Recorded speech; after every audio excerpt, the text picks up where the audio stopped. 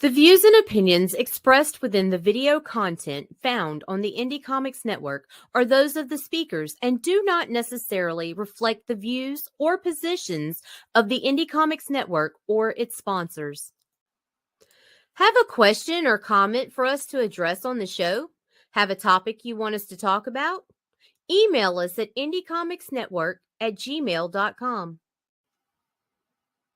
Want your comics to arrive in pristine condition? Head over to GeminiComicSupply.com and save 10% on your next Gemini mailer order or anything in the Gemini Comic Supply store. Use coupon code RAGIN10. That's RAGIN 10.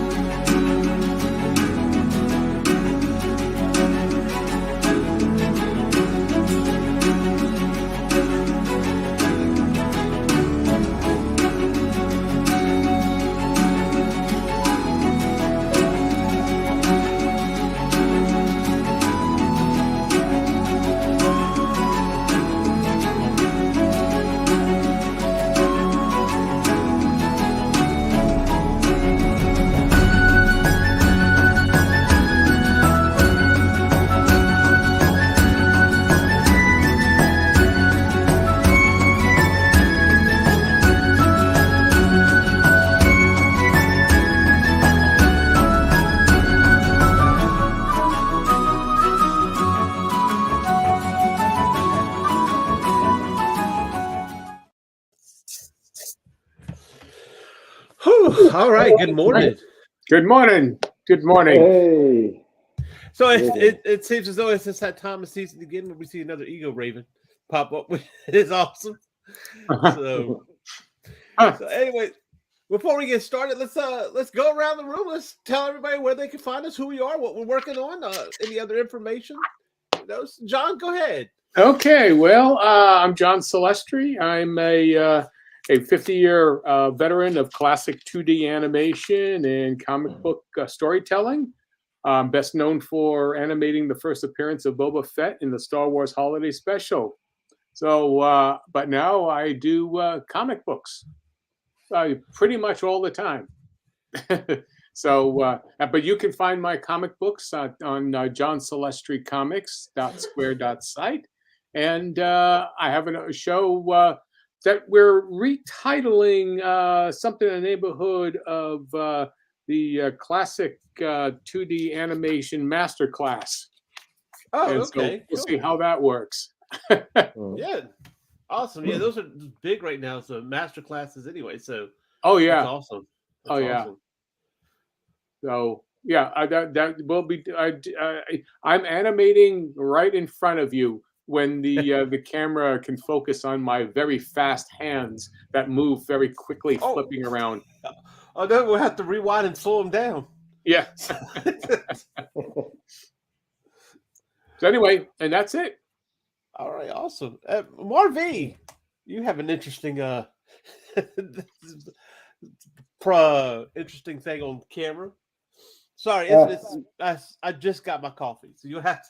I'm going slow this morning. Don't worry. No, it's the best way that I found so far to stream. I have to think about making this better. I don't know, but yeah, I'm MarV.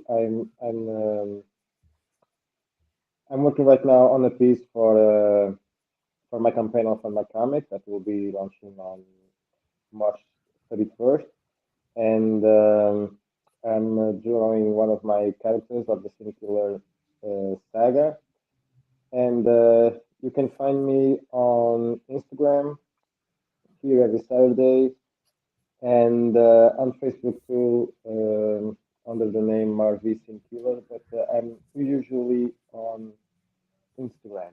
So if you want to hit me up for something, commissions or buy some stuff. You can send me a private message at on my Instagram and my messenger under that. All right, awesome. Yeah, I see you lurking over there sometimes. Anyway, and I am C. Michael Lanning, a graphic translator. Done work for Haslam Productions on Doghouse, which is in its final week over there on Kickstarter. So if you haven't backed it yet, go back it. We're trying to hit 2 goals. We haven't hit 75 backers and the $2,000 mark, so we get a foil card and a new menu. I think it's the bands in the PDF. So at 75, we get to see what kind of bands play at the Doghouse. It's pretty funny. Also, I've done work for Arrow Comics for Calico and Shard, which is over on the arrowcomics.store. You can go pick that up, as well as other great Arrow comics. And today I'm working on Set the Hook, which is a book between me and Shots with Comics Chad Perkins. And yeah, that's what I'm doing. So, guys, let me ask you a question. Has there ever been? Well, let me make this example. For one thing that's when you're an artist, you're trying to figure out how to draw things, or sometimes you'll have like this big bump in your skill level that something just opens up for you, right? Your mind just kind of opens up. For instance, like when it comes to these comics, when I started doing preliminaries or layouts, not just thumbnails, but actual layouts, now I felt like I was actually doing a comic, and that just kind of broadened my this kind of broadened my horizon, and I could just see like this shift between where I was and moving up a little bit on the skill ladder. Has that ever happened to you guys? If like just somehow you just see yourself evolve, like not necessarily overnight, but real quickly? Yeah, I know exactly what you mean. There's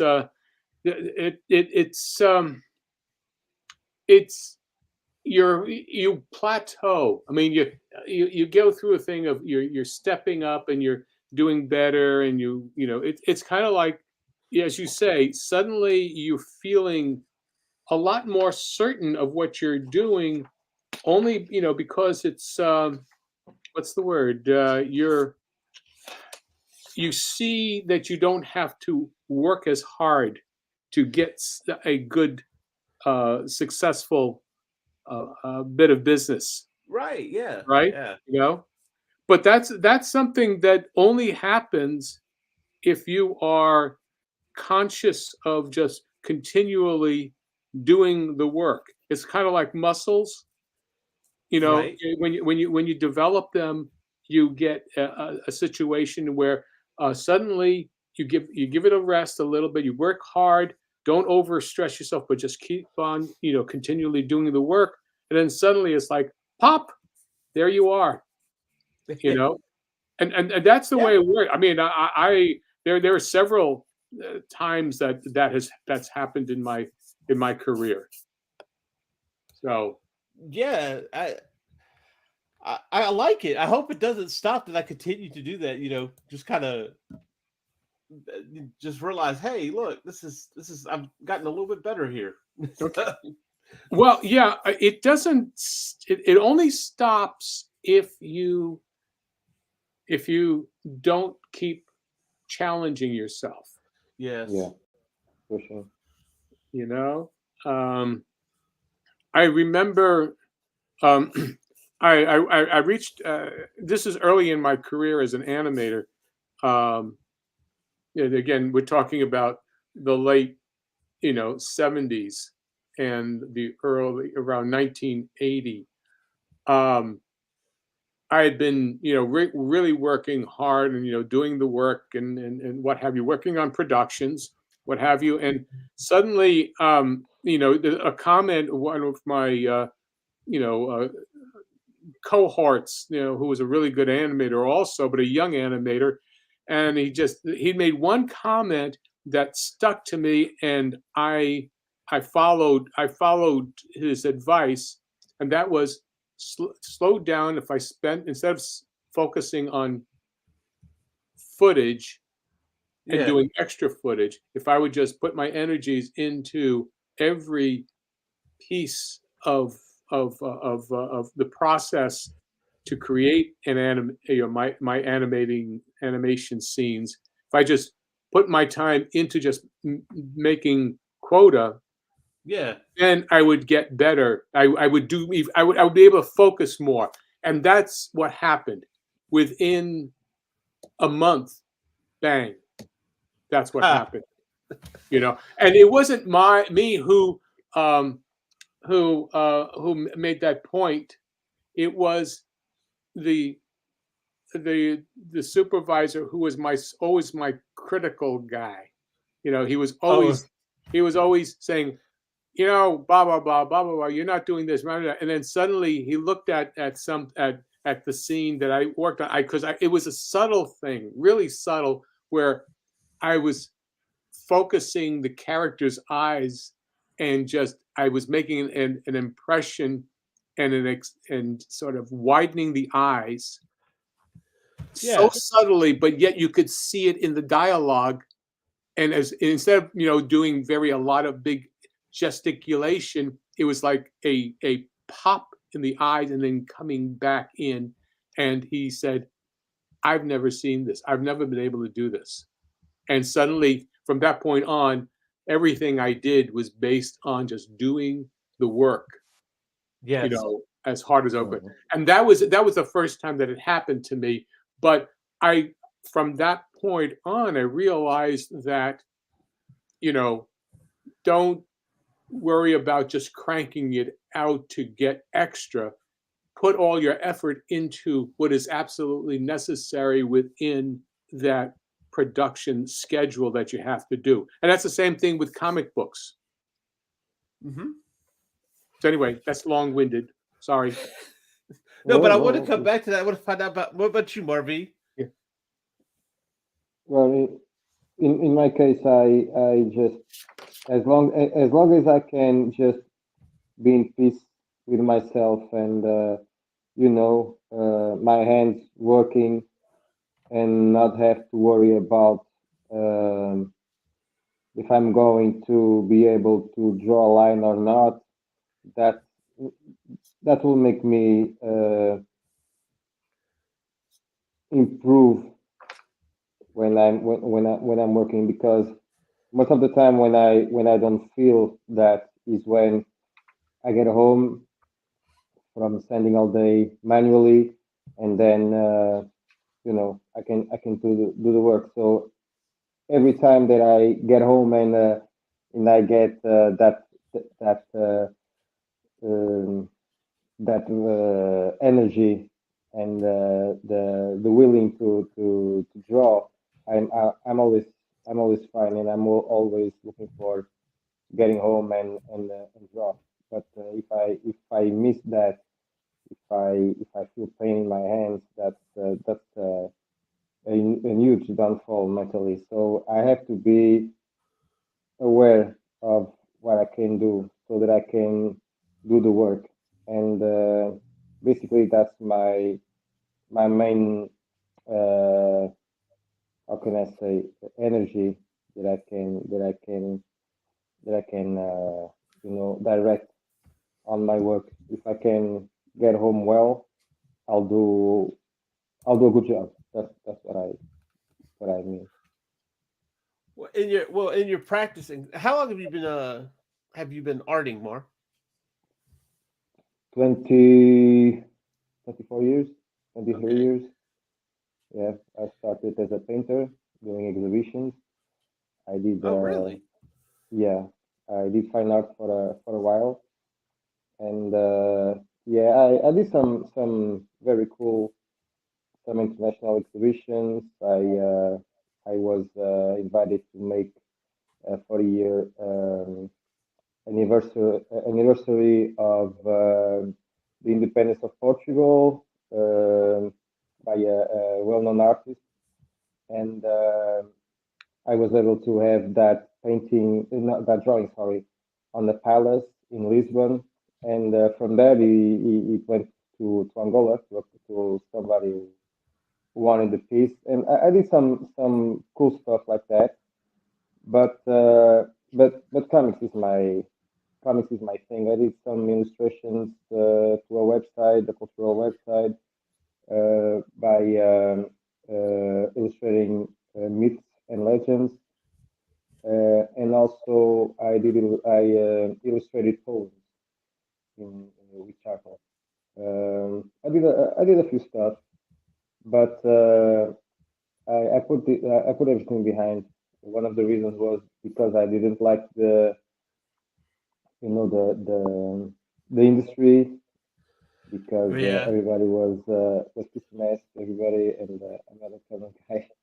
So I left the exhibitions, and I found out about indie comics through Jeff Lafferty, and yeah, that was the beginning of the Killer after Jeff telling on one of his videos that indie comics existed and crowdfunding that I didn't know about. And from there, I started making the Killer, and I'm enjoying it. And this is what I want to do is comics, and I'm very inspired since Well, then. that's cool. I didn't know that about you. That's pretty neat. You need to post that, Thank but you. you get shit. Take a picture. Take some pictures and post it on your Instagram, man. I'd like to see it. I like to see some of your earlier work. Yeah, I had on my first Facebook profile. I had my exhibitions there and whatnot. But then time went by, and I deleted that account. But I think I have a couple of stuff still. Oh, neat. Uh, yeah, maybe my wife on her Facebook has she did a few exhibitions with me, and she used to paint with wax, and With yeah, we did wax. a couple. Yeah, wax, yes, encaustic. I think it's called in English encaustic painting. Oh, So it's huh. with natural wax when Oh, you wait. use it, Okay. and she did a few exhibitions with me, and then we stopped for several reasons. So and then Yeah. I just went to make comics, and she stopped painting, unfortunately. But hopefully, I will make her come back one day. Yeah. Cool. Maybe she'll start doing some comics too. No, she's not into comics, unfortunately. Oh, well, that's Yeah, okay. she loves horror, and she loves sci-fi. But the comics, unfortunately, she's not. She read a lot of Asterix and that kind of European comics, Yeah. but no, she don't. No. Well, at least she's into horror and sci-fi, right? Yeah. At least I don't have to worry about that when we want to see a movie. So if it's horror or sci-fi, yeah, that's fine. Cool. So, John, coming from animation into comics, you kind of with animation, you have your background artist, you have your well, I don't know all the labels. Everything, but, yes, yeah. You had the background art, you had layouts, background artists, storyboard people, writers. I do everything, but again, that's all self-taught, and it took me a long while to figure out how to do that. Yeah, I still do, comic book. I mean, I still approach, creating my material very much like production-wise, the way an animation, show is. right. I'll do characters on different levels, because it's a lot easier for me, to play around with those things instead of doing it all on one. It's just, but I think the biggest thing is, to me, was developing just a sense of what backgrounds would be. And right, yeah. Well, there's also props, costumes. Actually, the easiest thing was story for me. Huh.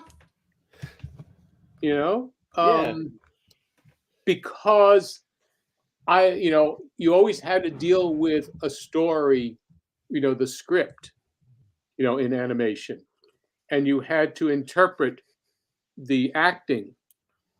Okay. But for me, the biggest thing is backgrounds and the ambiance of the air, of just the tone and color. I mean, everything really, because I would basically, I'm a pencil and paper actor. Yeah. Pretty much, and set designer, and yeah, all of that, and I can't. That's really not my my strength. Is not in designing sets realistically. So right. I kind of decided to what's the word? I said, the heck with realism. I can't do that. But I'm naturally a cartoonist. Mm-hmm. Yeah, I get that. And I'm a caricaturist in terms of, doing characters and having fun with it. But that's different from what's going on here in this world of comic books today, or at least the big three or the big two, whatever. Oh yeah. Well, I think big three works too. Honestly. Well, yeah, if you lump all the others, like Image and what have you, I think the biggest thing is that why be realistic? I mean, there's no fun in that. If you want to be realistic, you can do do photography. Right. But I think, once again, you've got a situation with so many people are creating comic book material, hoping that it'll be picked up as a live action. Yeah. Yeah. So it's not even really a comic book as much as a pitch. Yeah. Yeah. Yeah. That has been said to me so many different times. I can't stand it anymore. Yeah. I grew up with realism, all those French and Belgian comics. And when I started to see something more cartoony, it was a little bit weird for me, you know. And because I was so young and I didn't understood at the time what comics was.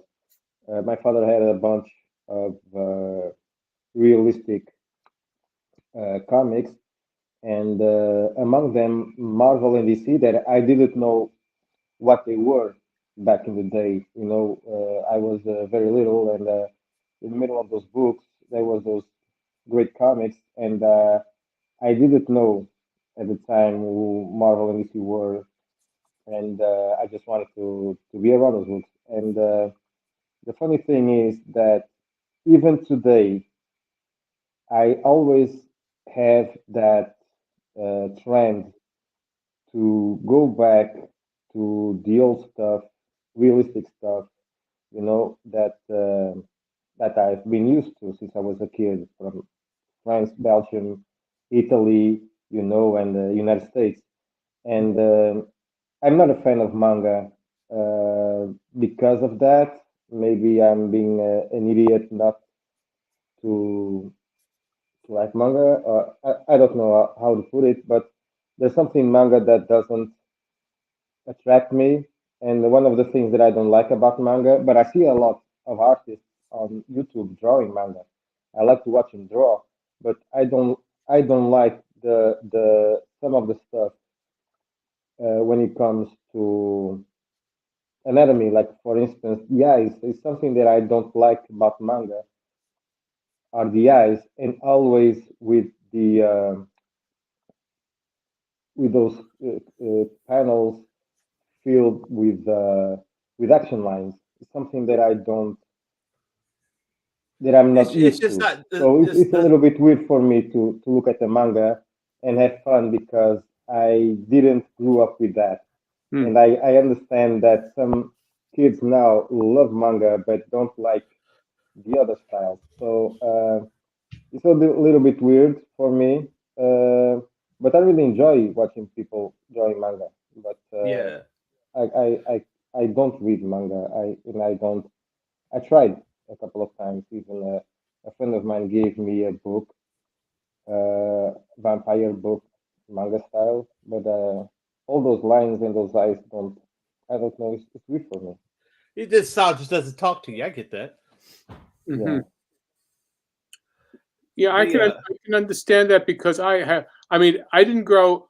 To me, the manga, my first, exposure to it was Astro Boy in the comic, in oh yeah, me animation too. wise, Yeah, you yeah. I know. remember, and they weren't the Astro Boys I had weren't like the small ones that they have now. It was like a regular size comic. I guess it was reprinted or something. But yeah, uh, Well, Astro.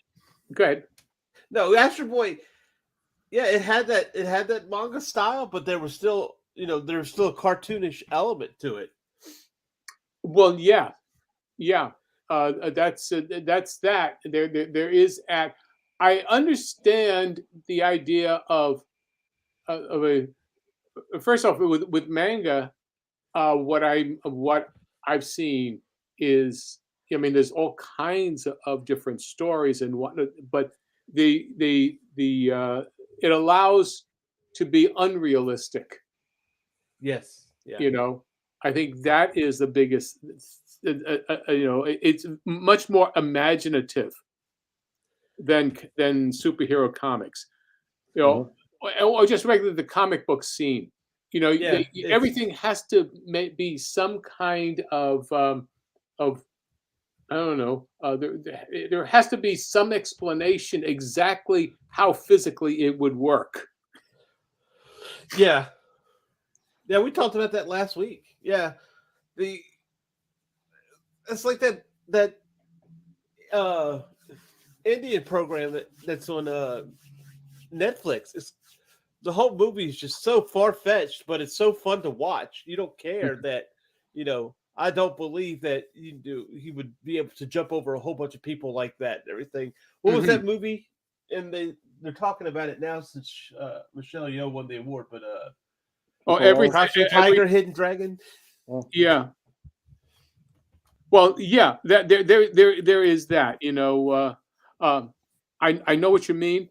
The aspect to it though is that once again, the idea is that everything, the comic book and manga is basically just is entertainment.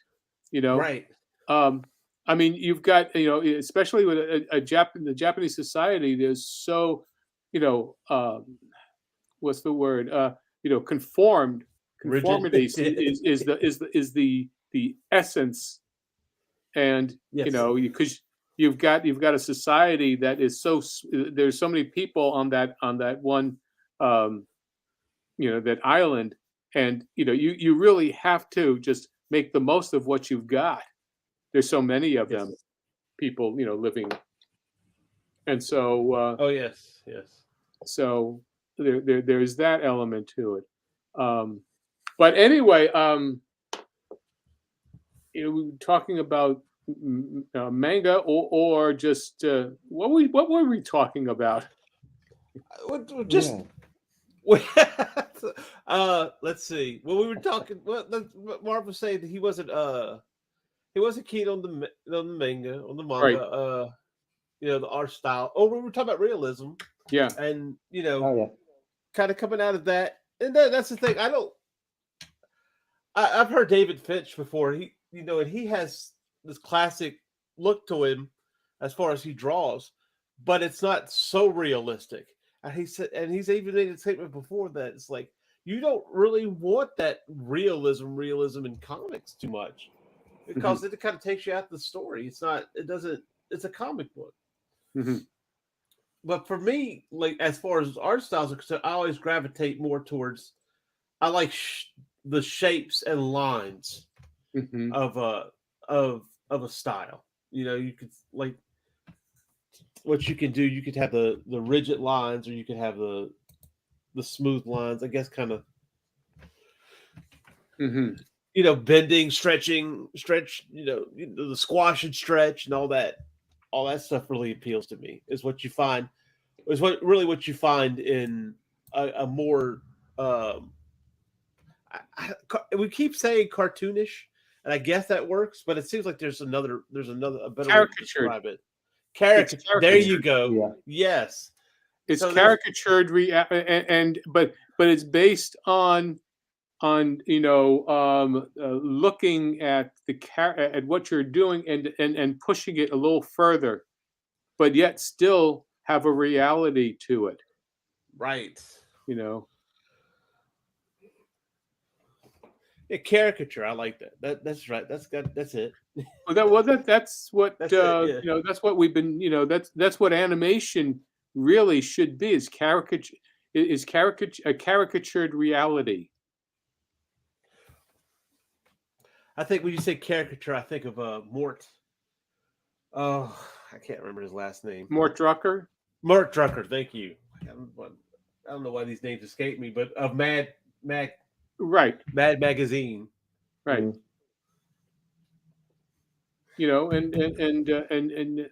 Well, but once again, Mort Drucker is quite, realistic. Yes.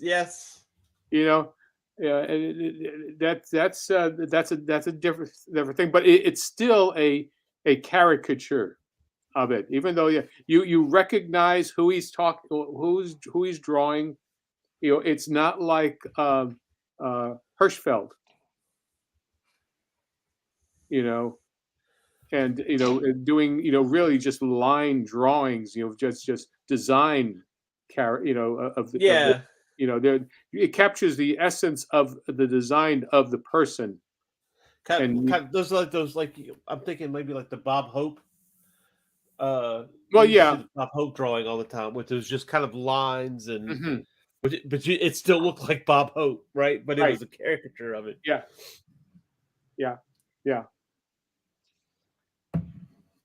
And that takes a tremendous amount of practice and talent to get to where those simple lines can still convey Oh yeah, that look, yeah. For me, it's very difficult. For me, it's very difficult to. Oh yeah. To bring to. I started drawing realism, and I watched those videos from Proco, and I trained for. I was practicing from for hours after coming back from work, and when I jumped into making comics, for me it's so hard to take out the details, to take out that realism, to make the poses more dynamic, and it still is for me. You can see the difference between the first book and the second one, that I'm more loose, but I have to learn a little bit more about how to make the the the characters more relaxed, like you see in comics. You know, I put so much realism in there that I think I'm making the mistake of not making them natural. If I can express myself, I think I would say that. But that's the main problem that I have. Is make things natural. They are realistic, but they are not natural. I don't know if I'm making myself clear. How are you? Do you practice gesture drawing a lot? Yeah, I did that a lot. I used to work on a coffee shop, and when I had the time, I was always drawing people that was there, and I was always practicing, and I did that a lot. And everything that you see on Proco channel, when it comes to practice poses and everything, I did that for months, but to translate that into comics for me it's not easy, because I pick up a reference and it's gotta be almost as similar as the photo or the footage that I'm using. I don't have that liberty of movement yet, but I'm trying to make that. But I I I don't I still don't understand form and movement like you see in the Kirby drawings, when he stretches everything, and when you look at something like Spider-Man. If I draw Spider-Man, like I won't draw like, for instance, I don't know, the something like the animated series, those crazy Right. poses. I will draw something more realistic, you know, not so flexible. So that's my problem. I don't make my characters flexible and um, No, I get it. Okay. yeah. I think if I can jump into that, Yes. I think what we're talking about is giving. It's not the flight. It's loose. Yeah. You know, They are not loose. Yeah. just be loose in terms of your movement and your layout to balance things. Just I just as a point here. This here is my line of action that I'm doing here for balancing and the shape of the character. Just that's Cherry sitting on a stool by a bar, and then when I turn her head, I don't worry about having a rotation as though it was a solid statue. I think as long as you can convey with the attitude of what you want, and that's what you're trying to do, is create attitude, not be realistic about it. That's I think that's one of the things to think about, because in movement the energy is always flowing through something. You're looking to see what's the counterweights and the pose. In motion, in action, you're starting from someplace, but you're moving through and going to someplace else. So, that's the hardest thing to think about, is that you're capturing an attitude and a moment in time. Yes. And I think that's what we're all trying to do. You're trying to capture movement in a static picture. Yeah. So Yeah. One thing I could say is if I do not at least once a week sit down and do some gesture drawings, I find myself getting stiff. And gesture drawings is there's a couple of websites. There's quickposes.com and line-of-action.com, and they give you certain poses of models, and you have clothes and some don't, what have you, male, female, and you can time it to when it comes up for how long, like 30 minutes. I think it's like 30 minutes to 3 minutes, however you want to do it. And what I would suggest, Marv, is kind of going over there. I think Quick Poses is probably the best one. I like that one the best. Going over there and timing yourself to get those gestures. Because what I've found in myself trying to get that movement was I had to almost blur what I see and what I feel from a picture. So you're just looking for that energy. You're not trying to get, does this hand look right? Does this foot look right? Does that flow feel right? There's a guy on Proco, I can't remember his name right now, but if you look it up, he does these force books where he uses he's using force to draw, and it's like you feel the weight of it. You're moving your hand. You're feeling that. You start from the bottom and you go, and that's not always the case. But you start from the bottom, you go through the top, you twist around, and just getting in there and being messy. I think one thing for me a long time was that fear of being messy. Like you see all. One thing that I see a lot, or have in the past, is a lot of artists don't like to show you everything because they don't want you to see the bad side of what they're doing. They want you to look at it and go, "Oh, this is me," and I just throw this line, and that's how perfect it comes out. And some people could do that, like Kim Jong-gi. Yeah, Kim Jong. Yeah, and Kim Jong-gi. Yeah, that took you. But for normal people like us, you have those search lines, and always remember, even though it's messy, especially when you're doing digital, it's not so much a problem. But it's messy, but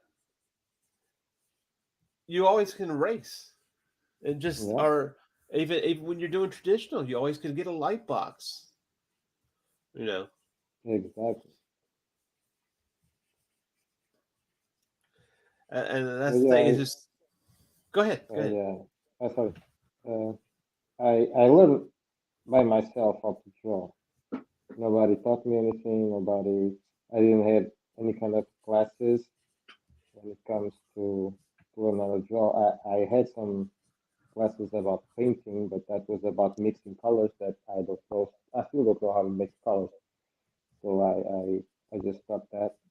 But I've learned from myself, and unfortunately, I spend a lot of time, like a lot of young artists waste a lot of time watching those videos on YouTube that they do portraits or the landscape in 2 minutes.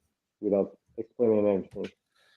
And I really started to understand drawing and all the techniques thanks to Proco. And I can't suggest enough that channel because that really made me a better artist. But unfortunately, there's no Proco when it comes to comics, you know. And there are a lot of tutorials about comics, but they quite don't teach what we talk about right now. You know, the literary, the weight, and all that stuff, and that's a shame. He's got so much stuff on that website, though. You kind of have to, or his YouTube channel, you kind of have to wade through it. And it doesn't have it to where it's set, which is not, I mean, I don't even know how you would do it, but it's not set up to where you're like lesson 1, lesson 2, lesson 3, you know. Yeah. And for artists, and I think another thing too, a lot of things people need to understand is everybody learns stuff differently, right? It's not always, we don't all think alike. And doing that, when you understand that, you can look at the way a technique is done, you can practice it, and it might not work for you. It really might not. I think when you look at, say, the Loomis method or the is it O'Reilly method, I think there's a whole bunch of methods that they throw at you, and the thing about it is it's art. I guess it's art theory was what you would say, right? And it just look. Some people think in squares, some people think in ovals, some people think in triangles. Yeah. It's just yeah. It's just finding that right way for you. But that, you know what? To me, that's what makes art fun. Yeah.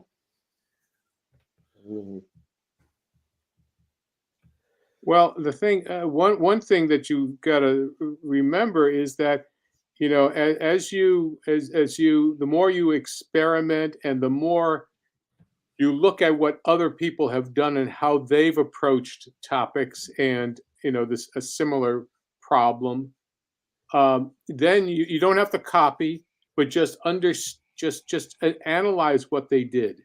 Yes. You know, I mean, sometimes the best thing to do is not do anything, just look. Right. You know, just look at what they're doing. Don't try and copy for the sake of copying. Just analyze it. I mean, one of the things that traditional animators would do, old school animators would do, is when you're training somebody and, you know, they've come in with a, with their scene and their drawings.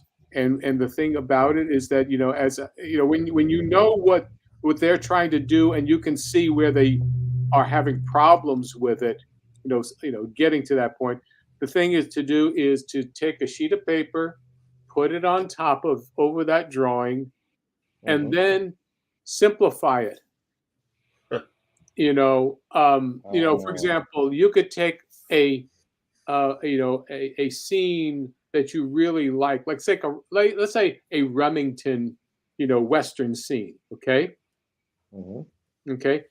Throw a piece of tracing paper on top of a printout of it, and just look at the blocking in. First off, is to how are the shapes on the picture depicted?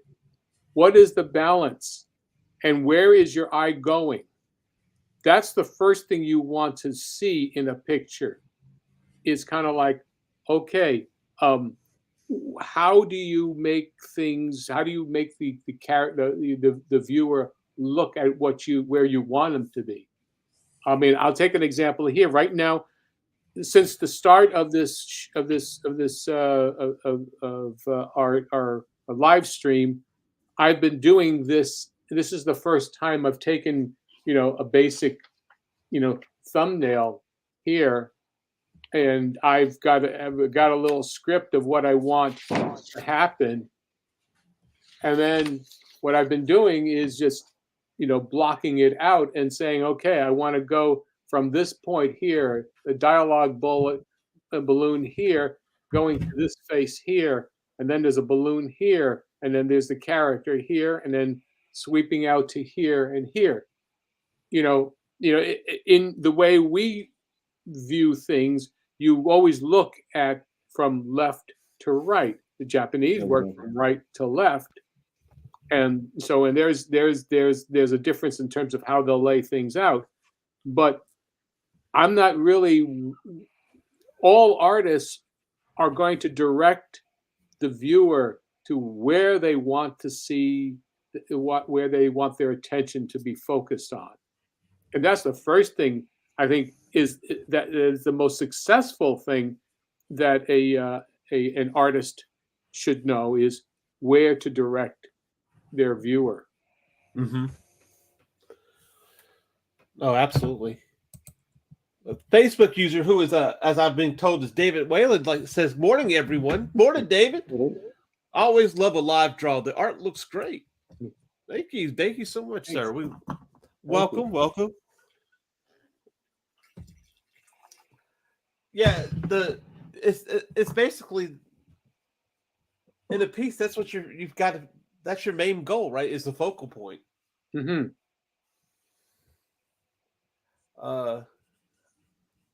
And I kind of like to use like here with this one here. I have a I could get this to go right. I'm making people sick. Here, like my focal point is this area right here, so I got to go in down, to capture that whole scene. And that's and I probably just messed up my drawing, but that's what I'm trying to do. And in order to capture that, morning, Glenn. But in order to capture that, I'm hitting,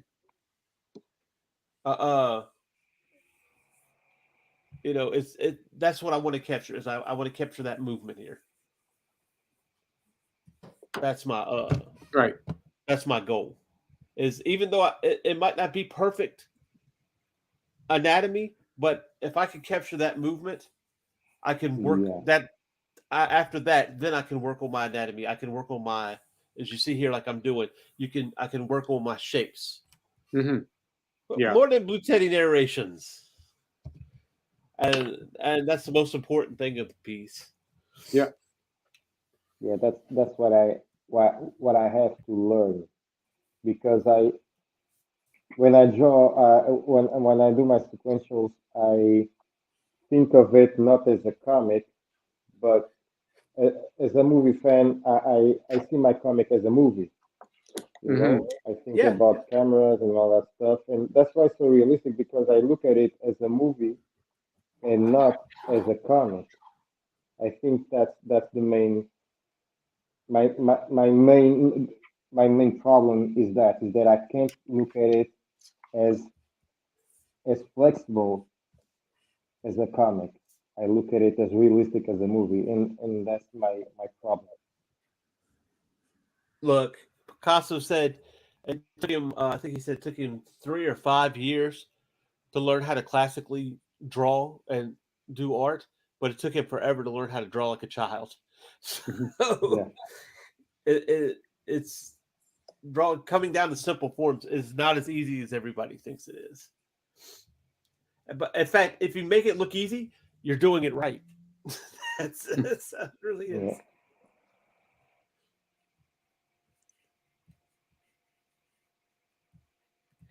But for me, I think that's the fun in it, is just that movement. I enjoy those. And like I said, like earlier, it's the squash and stretch, right? That's what's conveying that movement. That's what's conveying that flow through the scene. That's why you'll see something like how I got this guy here, arm back, hand forward, just going for it. Really. And well, the biggest thing also is silhouette. Yes, absolutely. Yeah. That's to me that's the most. Silhouettes will tell the viewer, your audience, what is happening without one word. You know, Right. that's the thing to make it interesting. That is one of the biggest things of the, let's call it in comic books anyway, that you can do. You can do a painting. You can see what's happening without a word, being spoken. Right. Well, And that's also that. that's Well, I hard was just gonna. to do. Yeah. Well, I was just gonna say that. Yeah, like with character design, right? You want your silhouette to be able to stand out, so that when somebody sees just that silhouette, they know that character. Right. Now, how hard is that? Like, say for instance, in animation, when you're animating a scene of a character walking across the room, Yeah. and he's maybe swinging his arms. Yeah. Does every frame need to be a readable silhouette? Well, everyone is going to be a variation, okay? And so, if the silhouette will indicate the emotion of the character. If it's just a rigid, and this is where I have the problem with production going overseas to places that are not, they're just cranking things out. Same thing with in the States. The biggest thing is to be able to show attitude. Each pose is going to be a variation of that attitude, but that's what's going to carry over. And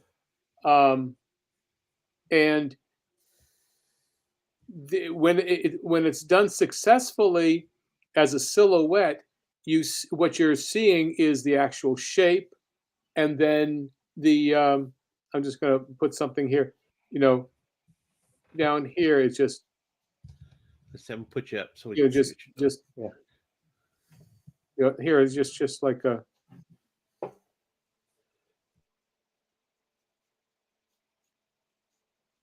The body's down, the head's down. Even if it's the shoulders are stooped. There's a different attitude happening, and that's you're going to carry through the scene. It's going to be. I mean, you have to see in terms of the attitude, but it's still, you can see a silhouette. And that's the important element of it in animation. Silhouettes sell whatever you're going to say, because remember, if you're doing for an international market, the dialogue is going to be different from one place to another. Okay, so don't rely on the dialogue to sell the action. That's why live, the sound killed a lot of studios in the silent period. Because first of all, internationally, with just sound film, with sound features and whatnot, people could understand all across the world the same, thing, a story. Gestures, yeah. Once you had sound, you have to do dubbing. You have to do, because everybody started to focus on the sound and the dialogue versus the action. And one of the things with anime, I say a lot of the stuff is very action oriented, right? Yes. And manga, very action oriented. in terms of within the page. There's always a lot of wide eyes and screaming and shouting and explosions. Speed lines. That's what people are enjoying. That's what people who pick up the words, books and are looking at those visuals, versus people picking up a superhero that's talking to another superhero in a coffee shop, complaining about getting his stains on the cape that doesn't come out in the laundry. But that's not fun. No, it's not. Well, that was a lot of things. In all honesty, back in the 90s, they dealt with and Marvel, and that's why I didn't particularly care for Marvel. There's a couple of things that I liked about Marvel, for the characters, X-Men, things like that. But the problem that I always had with Marvel, especially with like Spider-Man, there was a time when you were just dealing with, and I understand that that's kind of Marvel's shtick, and that's what makes them appealing. They're realistic characters like the Fantastic Four, but they had gotten so much into the soap opera drama, it just wasn't interesting. It was just, it's a shame that Mary Jane and Peter Parker are having problems. Okay.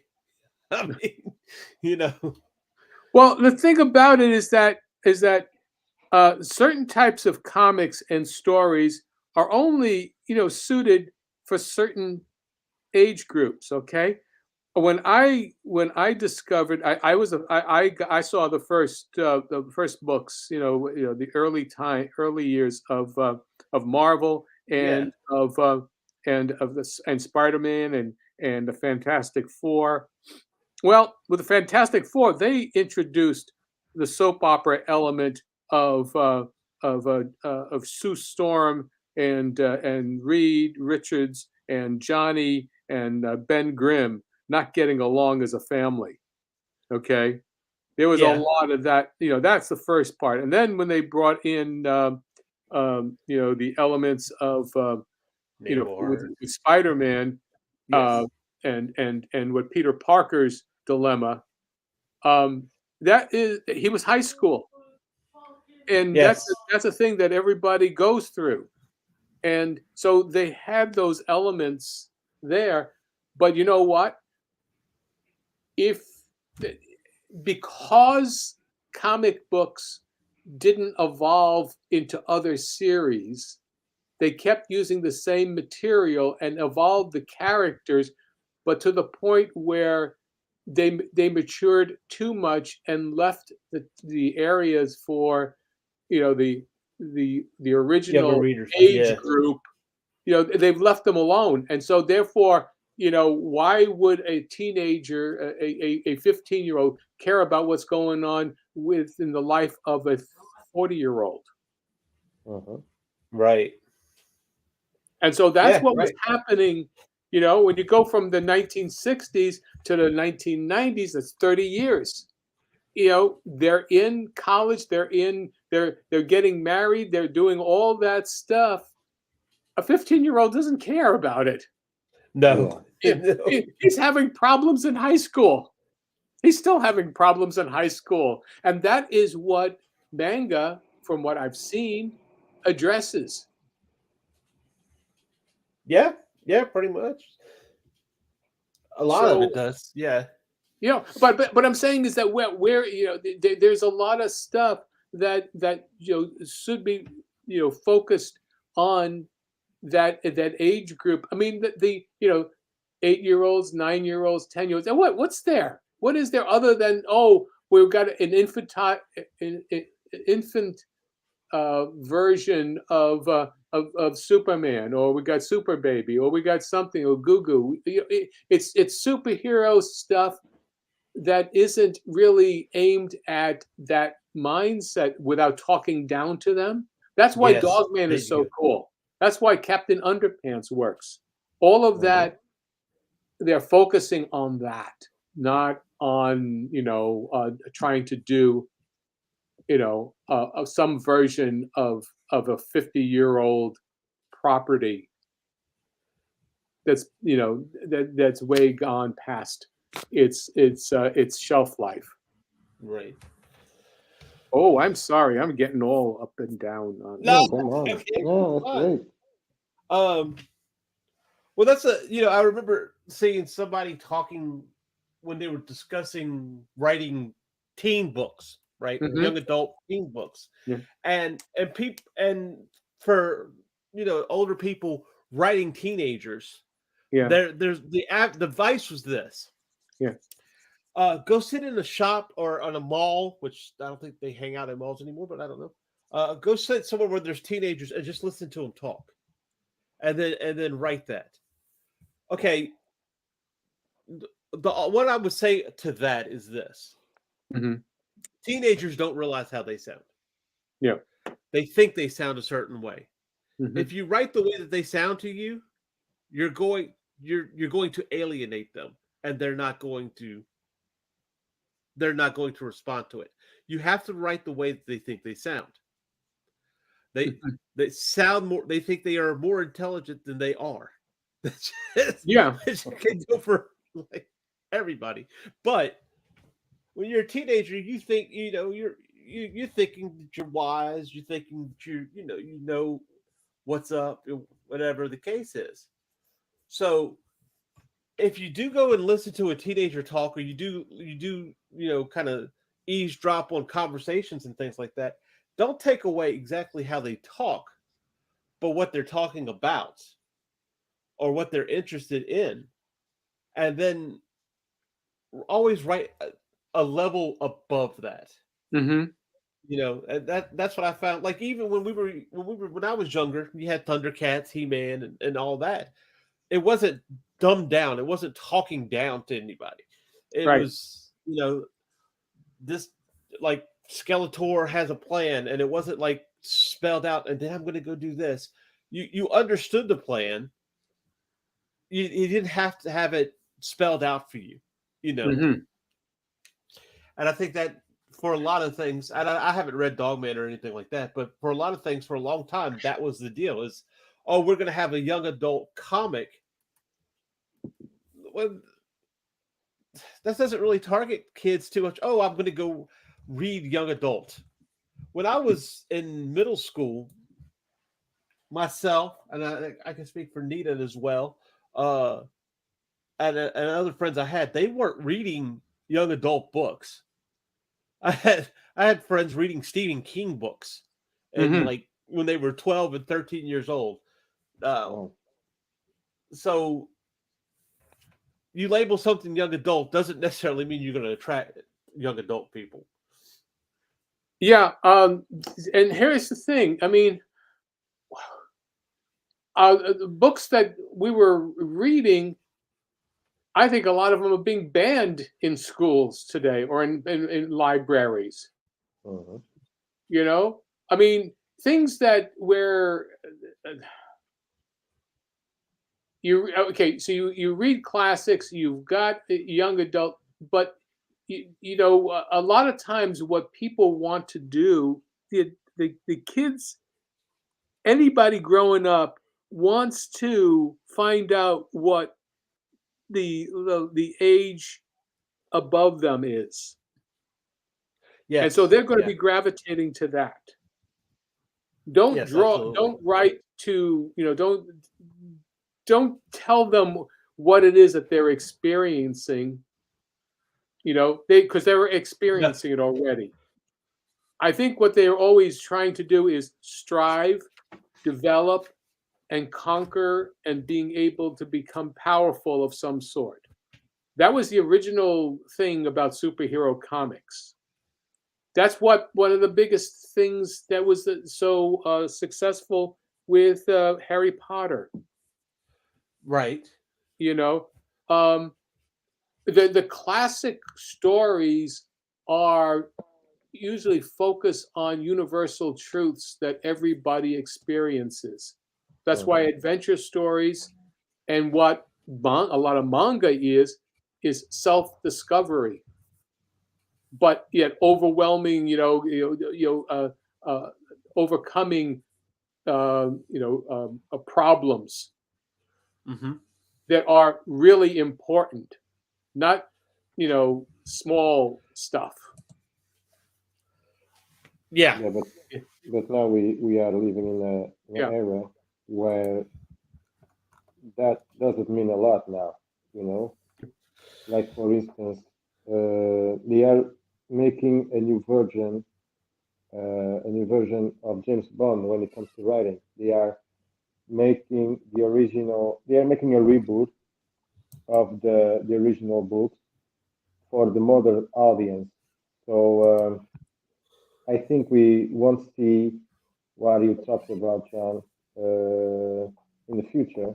At least in the near future, we're gonna see some disturbances in the force, and I think this is going to become worse if people don't say anything, because what we are witnessing right now is a different way to see the world, and it's not the realistic way or the right approach to see it, and that's going to be put in literature, and they are going to create a new one based on those modern ideals, and they are going to change the history of other stories that we grew up with, like James Bond, like they are doing right now with James Bond, rewriting everything. So if you want to know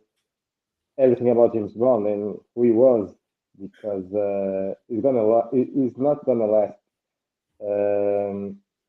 as we knew from since the day he was created.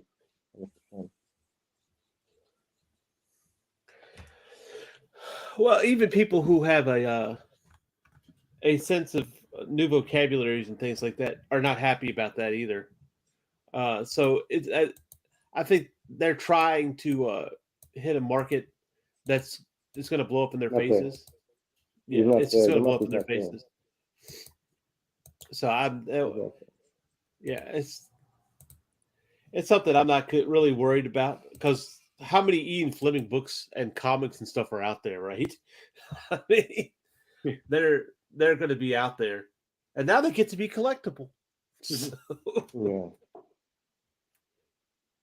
Well, yeah, I'm at 14 years old, 15 years old. I'm reading Ian Fleming, the James Bond books. I'm reading John Carter, Edgar Rice Burroughs. I'm reading, Ray Bradbury. Oh yes, yeah. All kinds of things that Fahrenheit 450, was it 457 or whatever 50, it is, 456 or whatever. I mean, I'm sure it's on a banned book. Oh yeah, because it's about banned. I mean, we were reading, a Brave, 1984 and Brave New World. Right. Those are the kinds of things that that are really universal themes, and yes, things that make you want to make you think, and are trying to make you question. As soon as authority keeps you from saying, okay, we can't do this because it's going to offend somebody. Well, you know what? You're the one who's being offended. Exactly. And they're offending your intelligence by telling you what you can and you can't read. It's thought that's controlled. And books and movies, those are the things that can, really get people thinking. I mean, the Gutenberg press, though that was the biggest mass communicator with little pamphlets. Uh-huh. And that is the thing that kept that authorities always had a problem with. That's why we have the freedom of the press, but we also have the freedom of of consequences of saying if you lie about somebody, then there are consequences. You can't just say whatever you want to say. But in terms of books, and what we're doing is, we're trying to tell a story that makes you think or makes you laugh as you think, because those are the kinds of books and materials that you go back to and want to see more of. Oh, absolutely. Oh, here we are once again, very serious. Pass the donuts, please. Well, did you know it falls into the all ages thing, right? When somebody says, "Oh, all ages," and we have this idea that it's if it says all ages, it's for kids. No, yeah, I know it's not. it's not. But all ages is a misnomer. It's just saying that a child won't be. What's the word? Exposed, I guess. Yeah. It's exposed to pornography. Okay, we're talking about certain things that are beyond their levels that they shouldn't have to look at. Okay. Right. Okay. It's too mature for their content. But you could still talk about things in a way that is still appropriate for them.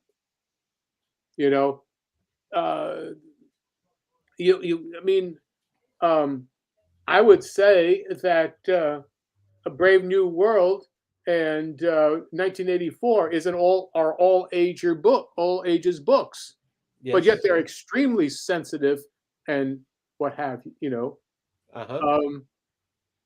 The John Carter, the Martian books of Edgar Rice Burroughs, there was a lot of nudity in there, but it was still basically, you'd consider it to be all ages because of what? I don't know, but it's still, I wasn't offended. No, I wasn't. I didn't feel like I was being talked down to, as a 13-year-old. And most of the time, when you ban something, that just draws attention to it anyway. So. Yeah, well, when people are, all it is saying, okay, you have to be a certain age to be able to look at this because you have reached this. We are assuming that legally that you have received a certain level of maturity, and that's basically 18. Okay, but anything before that, I would not say, oh, mature rated so and so and sure so and so and sure, all these different age groups. That's just putting people into little cubicles and boxes mentally and emotionally. No, you can't. You're just really, stifling people. Yeah. That's why people are so bored in school. Yeah. Well, that's the thing. It's amazing to me because I come from a generation that was, oh, don't label me. I'm not, I'm not this and this. I'm a person. Don't label me. And it's come up to be all about labels now. Yeah. Well, let's put it this way.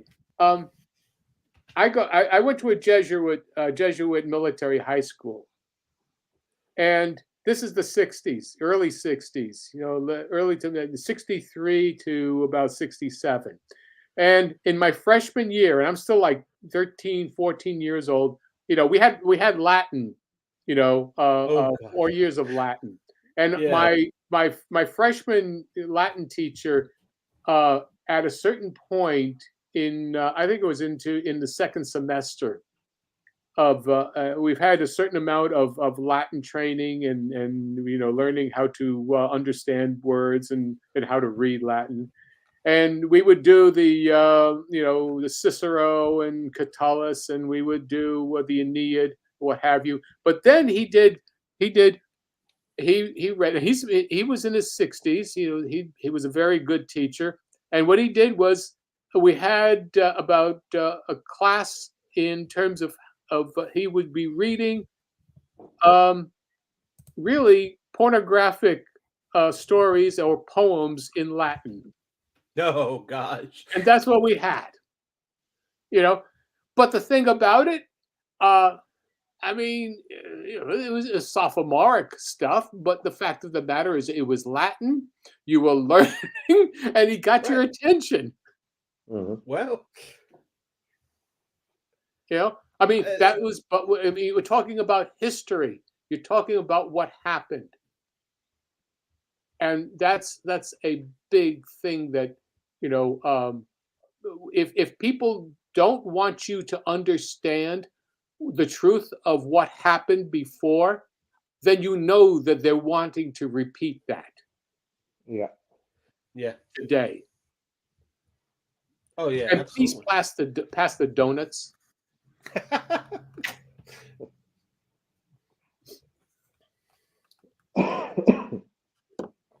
Well, we get to that point anyways. Yeah.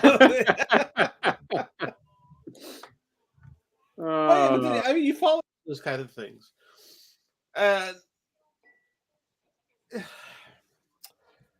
That's just how it is. Yeah. Well, this is what we're doing. We are creators, and the whole idea is what we want to. What is it that we are creating? What is the purpose? What are we trying to say with our creations? And if it's just to make money, well, then we're craft. If we're wanting to say something and communicate, then we're artists. Yeah. And artists who are trying to say something have always been the ones that are most dangerous to those who want to keep control. Right.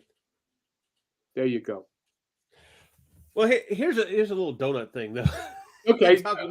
That little silhouette that you were showing earlier. Yeah. Over there. Yeah. And you kind of, at first you had it, slumped over. Yeah. Right? Yeah. Which I thought was interesting. Okay. So right now, looking at that. Yeah, it's gone right now. I erased it. Yeah. But I kind of wanted to bring it up because the thing that was interesting is you had it slumped over. So it looks sad. Yeah. At first. But then you added the arms, right? Yeah. And the arms were kind of swinging. So it's just kind of like a goofy hunched over character. Right, yes. And it's interesting that just a couple of lines conveying an arm sway changed the whole expression of that silhouette. Yeah. And it kind of goes back to what we were talking about earlier with those simple lines. Yeah, simple lines. That's all you need, because that is what is, and that's a class. That's a classic test of how well you understand.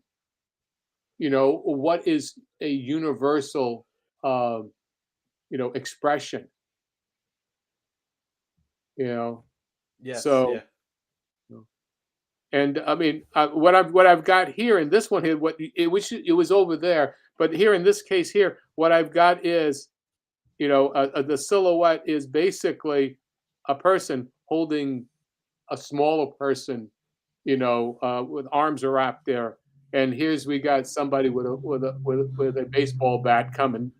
Oh, yeah, that's not. It kind of looked like somebody being arrested. With hands behind their back. So yeah, well, no, this is a gang, and that's it's part of the story. So there'll be dialogue explaining what's happening here. But right now, I'm just trying to play with that with silhouettes, as I said. Right. And that's the kind of thing that we're going to play with. Anyway. Yeah. See, this is what I was saying. If I take that away, and it's just a bunch of scribbles. It's just, and just trying to get that. And this is actually a little more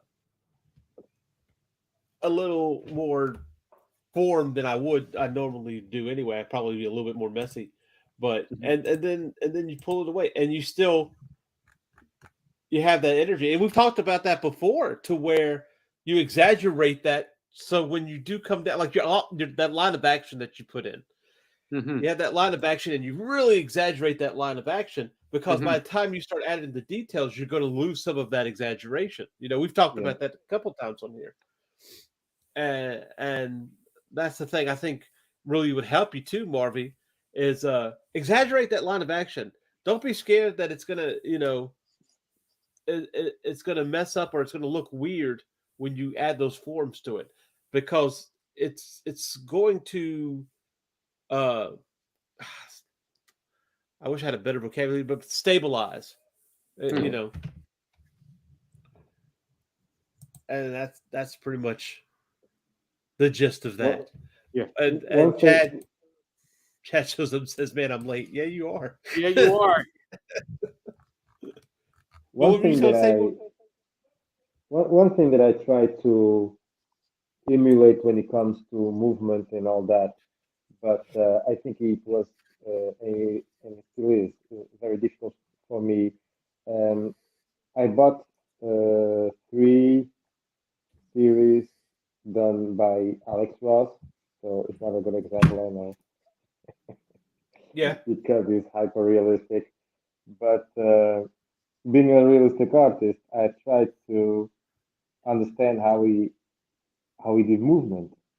And the thing is that it's all about angles, and that also is a huge challenge for me, because the way Alex Ross creates movement is completely insane to make, because making movement with all that realism and have the anatomy so well done and perfectly done, by the way, and not be able to stress the movement is just insane, because I tried to replicate that at the beginning for a few months. I tried to do something like that, but combining realism and movement, dynamic movement or poses is not an easy task, and he does that perfectly with his style. And yeah, I think I have to to go something more simple. Well, you said angles. Maybe Yeah. kind of take in consideration. Maybe for you should think curves. Angles for you could be a little bit too rigid. Yeah. It's really like I said earlier. It's really about finding what works for you, and I getting try that to out. emulate. I've always So that's my problem. I try to copy. I try to copy Buscema. I try to copy Colin. I try to do something more simple in shapes like Mignola. But I never found. Yeah, that's my problem. Peter Boutin. I'll try also him, and even though the lines and the shapes are very simple, the dynamic is there, and that's the thing that's driving me crazy, is not be able to translate that movement, that simplicity in shapes, and be dynamic. Ah, I know I have to work hard on that, but it's the way that I'm trying to learn that maybe is not the thing that I should do. It's the way that I'm learning that is not the right way to do it. But self-taught artists have always that kind of problems to understand the best way to learn, and that's been my problem over the years, how to learn and learn well. I've always wanted to do a tutorial on how to follow tutorials. Because I think we could get into a lot of times these guys are doing tutorials think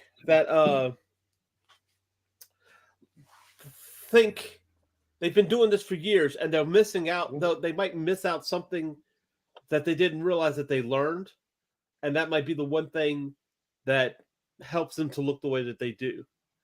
So watching a tutorial, you take that tutorial as a tool. You don't always use the same type of pencil to get the right types of shading. You don't use a pen to do pencil work, things like that. These are just tutorials, and techniques and things are tools in your toolbox that you're able to pull out when you need to get what you need. They don't have to. Not every tutorial has to be a rigid follow out, do this. Like it's, for instance, the circle, the line, the face, and things like that. That really messes up people because they'll do profiles and talk about profiles that way. Circle, what have you, like this. And of course, this is more of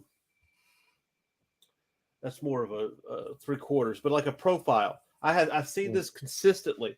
And somebody will draw the circle. Okay, you draw a circle, line, and then here's your profile and neck. But the problem is that your skull actually does this number, right? Mm-hmm. So you're coming out past the neck, and that's how you get it. That's how you get a profile. But so somebody giving you the circle, lines, and everything, you're not going to get that.